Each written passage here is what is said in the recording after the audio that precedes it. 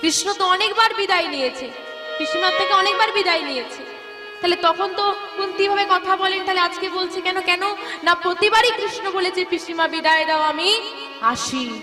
আজকে পিসিমাকে কি বলেছে? পিসিমা বিদায় দাও আমি যাই। চলে যাই মানে আর কোনোদিন সে ফিরে আসে, কৃষ্ণ ছেড়ে চলে যাচ্ছে। ভীম বলছে তুমি দুঃখ চাইলে কেন মা? কুন্তী পিসিমা বলছে, কুন্তী মা বলছে, বলে যে সুখে ছোঁয়া পেলে কৃষ্ণ ছেড়ে চলে যায়, যে সুখে ছোঁয়া পেলে কৃষ্ণকে হারাতে হয়, এমন সুখ আমার প্রয়োজন নেই।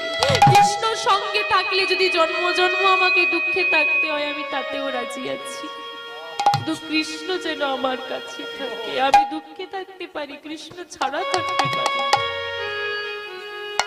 আমি দুঃখে থাকতে পারি, জন্ম জন্ম দুঃখে থাকবো, কিন্তু কৃষ্ণ চরণ ছাড়া থাকতে পারি।